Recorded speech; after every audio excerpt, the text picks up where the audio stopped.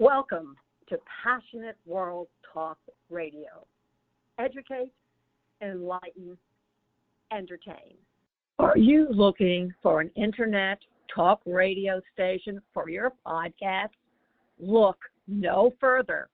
At the helm of Passionate World Talk Radio are two women that want to provide a spot for you and your podcast to be heard. There are many other places for your podcast, but PWTR has the audience. You will not be disappointed.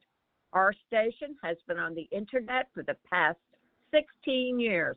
Call us for more information. 484-364-1032 or text Jeannie White, station manager at PHECONNECTSHOW@gmail.com for podcast show details.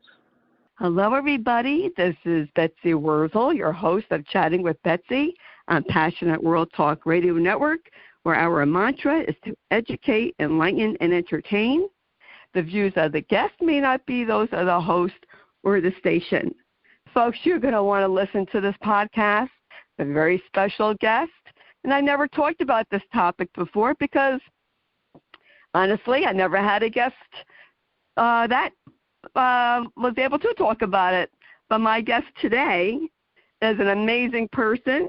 His name is Peter J. Boni, and he is a donor-conceived rights advocate, best-selling author, acclaimed speaker, award-winning entrepreneur, retired venture capitalist, former high-tech CEO, and a former Special Operations Infantry officer in decorated combat in Vietnam. I salute you, Peter J. Boni, and his book, I can't forget the title of the book, UPROOTED, Family Trauma, Unknown Origins, and the Secretive History of Artificial Insemination by Peter J. Boni. Thank you. Thanks for the introduction, Betsy. You're welcome, and I salute you, sir. I have to say that your story is just incredible, and maybe I was naive, but I did not even know that they did artificial insemination back in the 40s. I thought it was, in the 80s. Yeah, who knew? So thank you. Yes, thank you for writing your book. I'm going to ask you what I ask everyone. What inspired you to write your story, to write your book? Well, when I learned what I had learned, I just thought it would be a thought-provoking book that an industry that's a multi-billion-dollar industry that's unregulated, and it's able to conceive dozens, if not 100 or more, siblings from the same donor with nobody's knowledge. That just didn't seem right to me. Yes, absolutely. I heard of a doctor, maybe it was in the 80s or 90s, that donated his own sperm, and these women didn't know. I mean, he did, I think it was in the hundreds that he did it. So people don't know maybe that they're going to school with their own half-sibling and don't even know it. And what would you like the reader to take away from your story, which is fascinating? I want to tell everyone they got to buy this book. Sure. Well, what I have is a combination. I have a combination of a deeply intimate memoir, as well as a tell-all expose about the sociological, the scientific, and the legal history and the evolution of assisted reproductive technology that is definitely an industry out of control now, and it needs a fix. So I'm advocating for a donor-conceived Bill of Rights. I'm all for the science to help families have a family, but it should be done in the concept of protecting the rights of the individual that is conceived. So I'd like to positively impact the legislative agenda, and perhaps speak to the feelings and well-being of all people that are misattributed. Now, misattributed is a word I never really heard of until I started researching this. Other miswords, misnomer, misconceived, misunderstood, but never misattributed. Misattributed means that your DNA and your birth certificate just don't jive. Something is askew, either with one or both parents. And I found this in 1995. Wow. So that had to be mind-boggling for you to find out that your biological dad was somewhere out there and that the dad who raised you wasn't your father. Can you tell the audience how you found out? Sure. Well, the three factors impacted the evolution of my frame of reference. I had somewhat of a dysfunctional childhood, working class family, a sick dad, an unstable life, 11 different schools in several states from the 1st to the 8th grade. I started and finished high school in the same place. I had a sound education from a great state college, first one in my family, and opened up many doors of opportunity for me, Betsy. And then the whole on-the-ground service as a special ops team leader in Vietnam so much shaped my leadership style. So I always took my DNA for granted. But in 1995, when I was a CEO of a high-tech company in Boston, and I specialized in companies that were facing difficulty, my 75-year-old stroke-recovering mother spilled the beans that Dad wasn't biological. He was sterile. And I was conceived via an anonymous sperm donor in the waning days of World War II with the help of a Harvard Med School professor. So nothing changed. I was still the same person, but at that moment, everything changed for me. You see, my dad suffered from unipolar depression. He was hospitalized, and he ended up taking his own life when I was 16. And his old school Italian family kept that very quiet, like it was a flaw that might spill over on them. So I grew up feeling maybe I was flawed too, and perhaps that could impact my well-being as I got older. So I had very confusing and conflicting emotions, Betsy. How can you feel deceived and relieved and angry and joyous all at the same time? I was happy and sad. I had shame and pride. I mean, it was really confusing. I can imagine that you. Oh, excuse me, Peter. You brought out something that I have to comment on. I'm a huge mental health advocate. And I want people to know that, when you were growing up, it was the 50s, 60s. People did not talk about mental illness, and it took the pandemic to bring it out into the open to make it more acceptable. And when it should have always been acceptable to accept help and to say, I need help, and especially with men. I've talked about this many times. Go ahead, Peter. Sure. It's a lot of stigma attached to it, and perhaps there still is, but like you stated, it's a little bit more out in the open today. Yes. Go ahead. That must have been relieved that you didn't have your dad's DNA because you might have been afraid of having a mental illness yourself, and then shocked that he wasn't your biological dad. And sure, that had to be a tremendous, that's an understatement, heartache that your father committed suicide, and especially back then, the stigma of that, and the pain and the sorrow that go with that. And, people were feeling, how do we not see this, or they felt ashamed to it, and there is no shame. So go ahead, Peter. Your story is. I'm so absorbed here. Go ahead. I hadn't really properly grieved for the death of my father. I camouflaged a lot and developed somewhat of a crusty veneer to defend myself. But this whole misattribution discovery was hugely traumatic. My whole identity was upset by that. Like I said, I was deceived and relieved all at the same time. And my wife and several of my friends suggested that I go ahead and maybe seek some therapy to help me deal with that. And I've seen in both the war room as well as in the boardroom the stigma that therapy has. If you're weak and needy of therapy to begin with, perhaps you're unfit for command. I was a CEO and I needed some help, so I interviewed several therapists before I found the right one that really specialized in the area of trauma. And he told me at the first meeting, congratulations, you hit a trifecta, because new trauma often rekindles old trauma thought long past. I had issues from my childhood, and I had issues with PTSD and from the service in a combat zone that I never really dealt with. I'm going to just stop right there, Peter, if you don't mind. I want to tell the audience and really stress this, that sometimes you need to see more than one therapist to get the one that suits you. And when you do find that right therapist, they're worth their weight in gold. And I am glad that you brought out, Peter, that you went for help. And yes, it is unfortunately seen as a weakness, especially in a man, to go for help, and it should not be. I want to make that very clear. It should not be. It is not a weakness. It is strength to know that you need help. And I admire you for saying that, Peter. Thank you. Go ahead.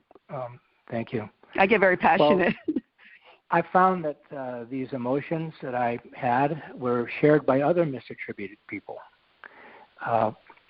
The experts, in quotes, the experts think that 2 to 4% of us are misattributed in some way, shape, or form. Some think it's a little less, some think it's a lot more, but most of them will agree to 2 to 4% they can use that as a talking point. So how can you be misattributed? Well, the largest group are really late discovery, closed adoption. In the old days prior to 1990s, no one was told they were adopted. You could be a product of an extramarital affair or a one-night stand or maybe a sexual assault, even an unreported sexual assault. Some people are switched at birth or raised by another family member. Aunt Martha was perhaps you thought was mom, but Cousin Mary was really your mom. That happens in families today. Or you can be like me, one of now 1 million plus people that are adults that were conceived by this process that was very secretive, called artificial insemination through an anonymous donor. In the old days, they called that semi-adoption. Wow, interesting. I think I told you before we started to record, I never even knew they did that back, so early in the mid-40s. I just heard of it probably in the 80s was when I really started to, hear about it. But that's, I had no idea that they did that. So go ahead, Peter. I'm just. I was really in the second inning. The 1940s was the second inning. Well, how I got all of this information, I just was raging with this genealogical bewilderment to drive some research into my origins, and I really dug it. For 22 years, I had no records. My mother misremembered the name and the location of the fertility specialist, so I was following leads that didn't exist. In 1995, the Internet was in its infancy. Actually, Google had another 3 years before it was even founded, Betsy. And DNA over the Internet was, it was 12 years away from its first introduction by 23andMe. So those stone walls that I encountered actually fueled my only recourse, which was therapeutic for me, and that is to do a deep dive of research into the scientific, sociological, and then the legal history and evolution of assisted reproductive technology, and along with its secretive practices. And I looked at it from early biblical references right through to today that enabled my conception in the first place. And really what I was looking for was my genetic origin, my genetic health history. And as an only child, I asked myself, hey, do I have any siblings? But the more I learned about this evolution of the science, the more I was energized to write that expose from a very unique lens of somebody who was conceived in the non-parental event. I was an NPE. I was donor conceived through an anonymous donor. And this multi-billion-dollar industry now has several segments, all free from federal regulation. And I thought that growth would attract the likes of J.P. Morgan and Goldman Sachs. Wow. And I'm sure it has grown even more, but the research that you did at a time when the Internet wasn't like it is today, you didn't have Ancestry DNA back then, you didn't have, Me and 23 or 23andMe and these other places to check your DNA. So that took a lot of your research. I had the old gumshoe methods of library research, both at the Boston Public Library and the Harvard Medical School Library of History, and top secrets of assisted reproductive technology. Starting with actually artificial insemination was actually perfected in the 18th century by an exiled mad scientist that history is named Red Frankenstein. It got its start really in animal husbandry. And it was first alleged by a medieval king in 1462. Wow, that's interesting. I mean, I know they did artificial insemination, with animals, but I didn't know with humans. And back when I was a youngster, and we talked about how Hitler wanted the superhuman race, and he wanted to, just somehow mix the genes and have blonde hair, blue-eyed people. And, back then it was like sci-fi, but now it could really happen, which is kind of scary. Well, you read about it in Brave New World in the 1930s, the perfect society. And actually the early practice in the early 20th century, the practice of artificial insemination by donor had a eugenics overtone to it. Not even an undertone, it was an overtone, the chosen people. Actually, the first artificial insemination by donor was in 1884. It was actually a criminal act inside of a med school. And when it came out in 1909, church and state drove the whole practice underground in a shroud of secrecy. The church alleged it was adulterous. The legal community all granted divorces on the basis of adultery if a woman had gone through artificial insemination by a donor, even if the husband granted his permission to begin with, and the child was considered to be illegitimate. So that all drove this shroud of secrecy in the practice of it from the early 1900s right through to, the present day. And why isn't this technology, artificial insemination, why isn't it regulated like it should be? That's a great question, Betsy. My personal view is that money talks. Mm-hmm. This is now a multi-billion dollar industry growing at double-digit rates, with several subsegments, and the sperm is a $3.5 billion segment growing to $5 billion by 2025. That's not that far away. Frozen egg now and embryo are all multi-billion dollar businesses as well. There is a trade association, the American Society of Reproductive Medicine, that's American in name only because their membership is in 100 different countries, all fertility practitioners. And they serve as an educational arm and a networking arm for people in the industry, and also they impact public policy. Now, that's a fancy way to say they're a lobbyist. And there's nothing like free market forces to extend a business.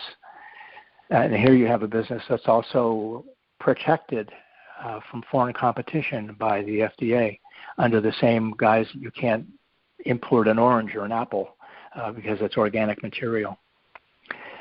So a multi-billion dollar industry protected from importation why change that? And there's a lot of people making money on that. Your 8th grade science teacher, Betsy, was right. Inertia is a very powerful force. This is very enlightening, Peter. Did you find out who your biological father, the donor, was? And if you had sisters, brothers? Yeah, thanks to 21st century technology, I found answers in 2 different waves. I was an early customer of 23andMe.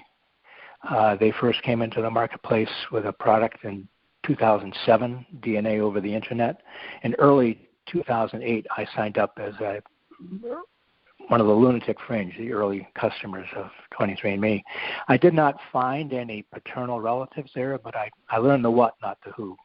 So I was English, French, and Scandinavian as opposed to Northern Italian. Okay, I can live with that. But I waited until the database continued to grow to find some paternal relatives, and after 9 years, I was not finding anything. My 2 children, my grown children by then, said to me, Dad, look at Ancestry.com. Since 2012, they've been entering the DNA field to supplement their Ancestry DNA, their Ancestry family tool trees. And their database is actually now exceeding the size of 23andMe. Why don't you check them out? So for $99, I spit into the Ancestry.com file and got my results in 2017, and that showed a paternal relative.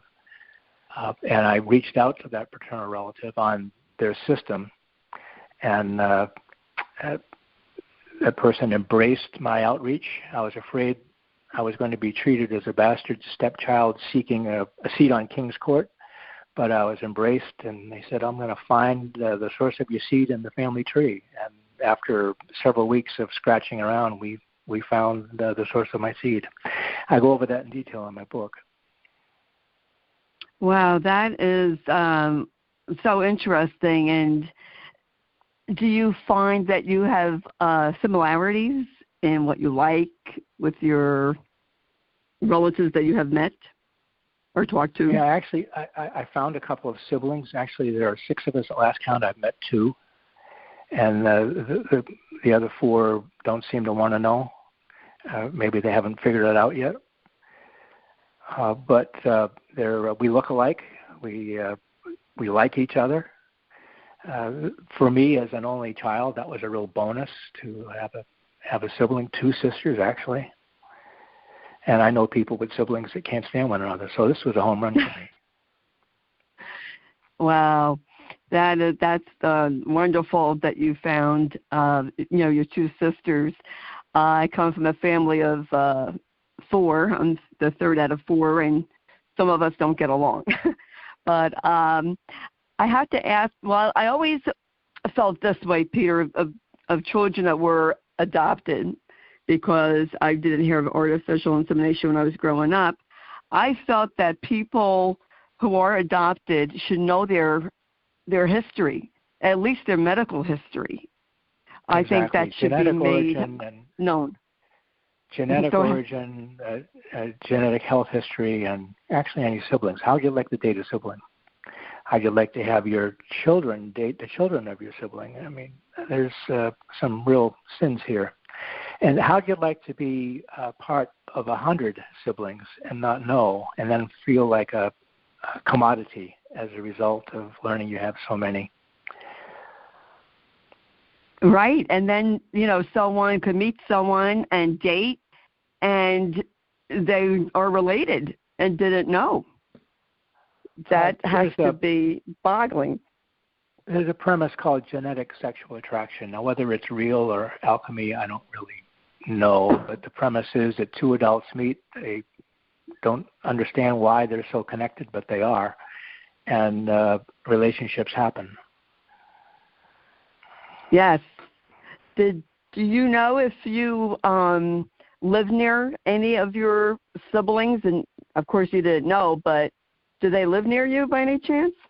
There's one sister in particular that is 5 months younger than I, that was in the same state. We crossed paths slightly when we were probably in our late teens and 20s. I didn't know one another then, but you can just invent what might have happened if the dots connected. Smart kids go to smart kids schools. You never know. Right. What would you like to see the government do? I know, to have strict regulations, because sometimes this seems out of control. I know I have seen advertisements for women, now this is going back in the 90s, donating their eggs. Now, at that time, it was $2,000 an egg. So that's a way to make money. The egg donation now, you could buy a car, pay off a college loan, put a big down payment on a house. It's much more invasive and complicated a procedure than a sperm donation. So it's much more lucrative, but you don't harvest as many eggs per session as you would sperm cells. I have to ask you this question, Peter. How many times can a man donate his sperm? And, he could go to different banks. Do they check? Is there like a cross-checking? No, that's part of the fix that really is needed. In my notion of a donor-conceived Bill of Rights, to give a longer answer to your question, donor-conceived Bill of Rights first abolish anonymity and deal with known donor only. Since DNA science has abolished it de facto anyway, I don't see the big deal. And then mandate genetic testing and then disclosure of health history. Nothing is mandated. A donor will fill out a form and talk about his education and his health, but there's no check on that. So there's plenty of cases reported, actually, of for instance, a person that claims he has a PhD and speaks 4 languages that ends up being a schizophrenic and a convicted felon who now has several dozen offspring conceived by his sperm that all have issues as they move into adulthood. Certainly limit the offspring per donor. There's only a guideline. It's a bad guideline, and it's not a law. The ASRM, American Society of Reproductive Medicine, suggests a limitation of 25 per 800,000 population from one donor. Now, let's talk about that. 25 per 800,000, that means if I lived in Sacramento, California, I'd have 25 siblings. If I lived in metropolitan Boston, I'd have 125 siblings. But let's say I was in a larger metropolitan area, New York City, Los Angeles, I'd have 250 siblings. And that's if a sperm bank, for instance, followed the guideline. Well, there's nothing preventing a donor from going to several banks. So I could go to 4 different banks, and the typical is make a deposit 2 to 3 times a week for several months. You can do that over the course of a year, and you've got $15,000 to $20,000 under the table income if you're a man. So that's just a bad guideline, and there's no law on that at all. So it's no question why we have people finding they have 100 different siblings from the same donor and they don't know about it. So establish a sibling registry would be a piece of the donor-conceived Bill of Rights to give donor-conceived people the ability to know who their other siblings are, and require donor and recipient counseling about the needs of the donor-conceived child, and then put real laws on the books that enable some legal recourse for blatant fertility fraud. Right now it's just unethical, but there's no law against it. I think that they should do some kind of research on these sperm donors. When people adopt a child, they get investigated. So I think a person who donates an egg or donates their sperm should be investigated also. Check your background. You fill out a form and that becomes truth, even though it's not true. Right. I think there should be a thorough investigation. And, Peter, sometimes, and I always say this, out of sometimes misfortune or tragedy, we become advocates. You became an advocate because you found out how you were conceived, and you want these rights, which I totally agree with. There should be regulation. Is there regulation with animal artificial insemination? Is that under regulations? This is the story. As I researched this, I exposed some of my findings to a friend that used to breed Rottweilers, Betsy. In his view, the breeding of puppies has more regulatory oversight than the conception of human beings. And once he told me that, I really thought that I needed to write this down. Wow, that is really mind-blowing. You know, I think there should be more regulations with human beings. This can be definitely out of control. All you need, as we said earlier, is a mad scientist to start fooling around with DNA. And is it true? I have read this. Maybe you could tell me if it's true or not. Can people actually go in and pick their donor and create a designer baby of what they want?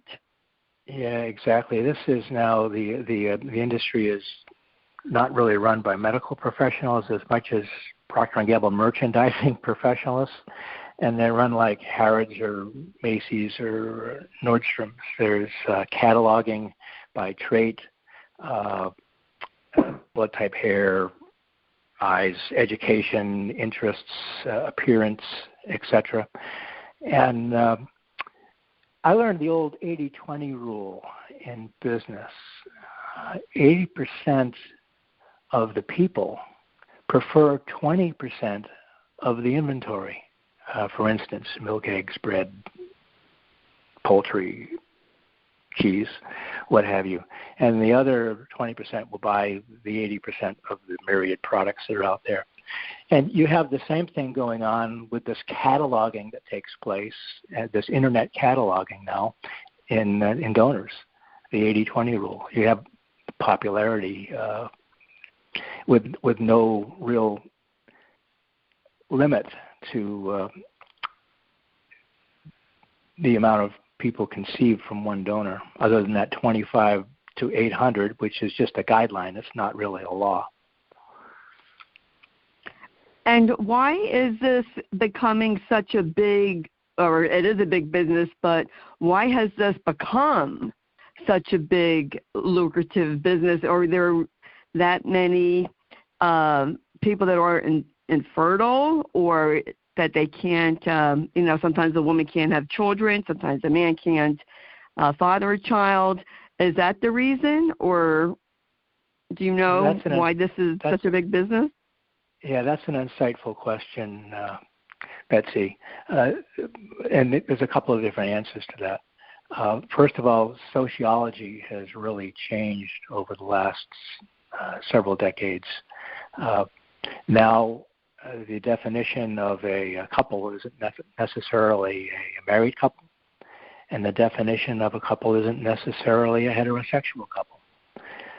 And there are plenty of single people now that are enabling using donor insemination, egg or sperm, to have children. So the marketplace has really increased, but 15% of couples are having, that's the marketplace for fertility practitioners, because they have fertility issues. Half of them might be the problem with the man, half of them problem with a woman. And now it's bigger than just sperm donation. The science has really advanced. You've got egg donation, freezing of eggs, embryo, freezing of embryo. You've got uterine transplants. You've got all kinds of advances in science that have exploded the prospect of the fertility practitioners' customer base. And in the last 40 years, fertility rates, what do you think has happened to fertility rates in the last 40 years? How about they down? Probably have gone down. Mm-hmm. Down by how much? How much would you guess? I'd say probably maybe 50%.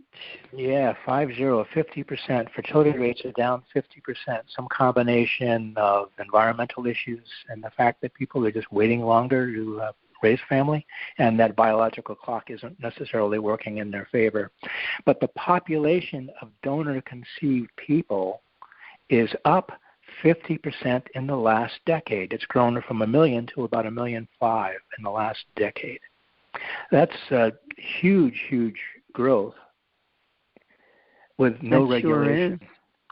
So the advances of the science, when you mentioned the other Frankenstein, the advances of the science really bring another ethical dilemma. For instance, in Monash University in Australia last February, this is a leading reproductive science, reproductive technology research center. They announced that they had a model embryo from human skin, no egg, no sperm. So with the ethical dilemma of assisted reproductive technology, the next Red Frankenstein has yet to be nicknamed, in my view. Yes, and I believe that it will happen, Peter. Oh, sure. I do believe that there is going to be some kind of renegade scientist who is going to want to produce, invent, design a superhuman race. So well, the first Red Frankenstein attempted to do a ape-human hybrid, and this was before the days that they understood the chromosomal limitations of hybrid. So when he crossed that line, Stalin's group just put him in exile. They were going to send him to the Gulag, but they put him in exile. Actually, Pavlov ended up writing his obituary. You know, Peter, I think just like anything else, science is great, but science, and if it gets to run away and be unethical, then it's not so great.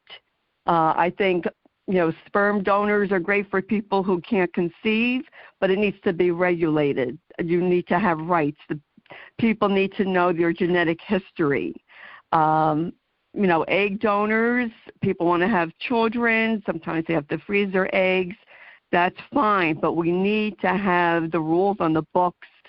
And I had to thank you for writing your story. This is a very personal story, and I think it's very courageous of you and to write it. And it's so personal, what you write, and I just admire you for writing this book and becoming an advocate. Thank you. For people, who've been donor sperm, recipients, or they are a product of that. Is there anything else you'd like to share with the audience? How can people get in touch with you, Peter? I know you have a website. Yeah, my website, www.pwrnetworkllc.com. I really aspire for my book, Uprooted, as an advocacy vehicle to be a go-to book for the assisted reproductive technology industry. That's past, present, future donors, recipients, the medical, psychological, legal professionals, and legislators. I'd like to impact the practice of assisted reproductive technology positively, and then speak perhaps for the feelings and well-being for all of those misattributed people.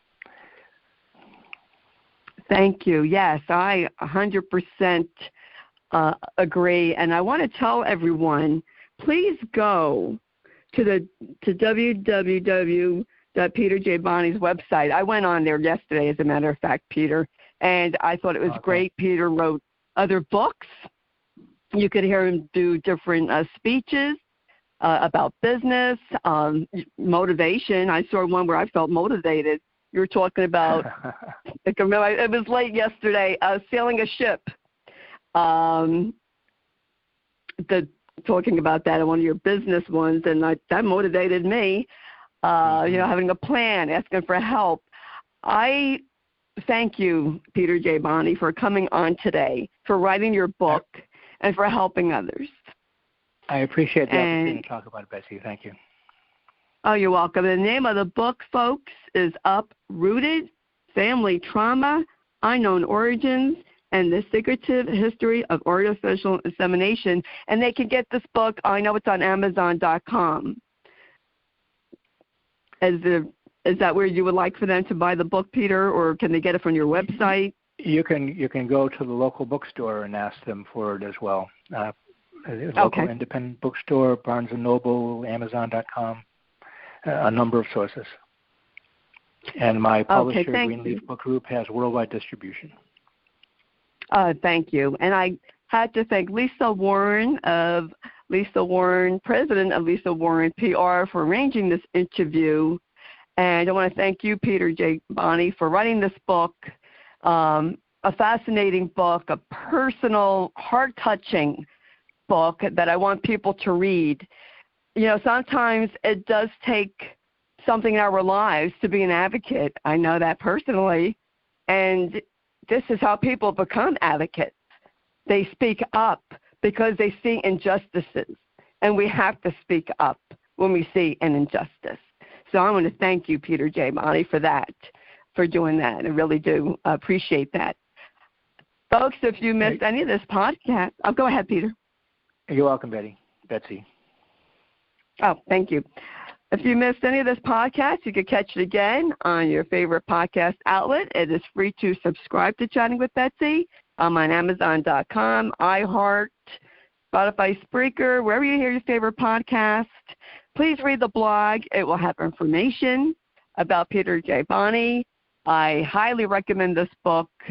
And I want to thank Jeannie White, who is station manager, Passionate World Talk Radio, for producing the show, writing the blog. And I want to thank Lillian Caldwell, who's CEO of Passionate World Talk Radio. I want to thank you for listening. Thank you for subscribing.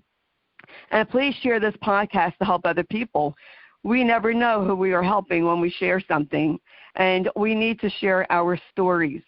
So a story like today, I never heard before, and I appreciate it. I appreciate when people like Peter J. Boni can stand up and share their story and be an advocate for what they believe in. I think that's wonderful, and I think we all should do that. We all should be advocates, and we all should speak up when there's an injustice, because it can very simply happen to you, and wouldn't you want someone to speak up for you?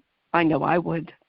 So in a world where you could be anything, folks, be kind. This is Betsy Wurzel, your host of Chatting with Betsy on Passionate World Talk Radio. Till we chat again, be blessed. Bye, everybody. Are you looking for an internet talk radio station for your podcast? Look no further. At the helm of Passionate World Talk Radio are two women that want to provide a spot for you and your podcast to be heard. There are many other places for your podcast, but PWTR has the audience. You will not be disappointed. Our station has been on the internet for the past 16 years. Call us for more information. 484-364-1032 or text Jeannie White, station manager, at PHECONNECTSHOW@gmail.com for podcast show details. Thank you for listening to Passionate World Talk Radio. You can listen to this program all over again by going over to https://passionateworldtalkradio.com. You can also hear it on Spotify, Spreaker, Amazon ALEXA, AMFM247.com every Tuesday evening between 8 and 9 p.m. YouTube, Facebook, Facebook Live, LinkedIn, and all the other podcast directories one can find on the internet.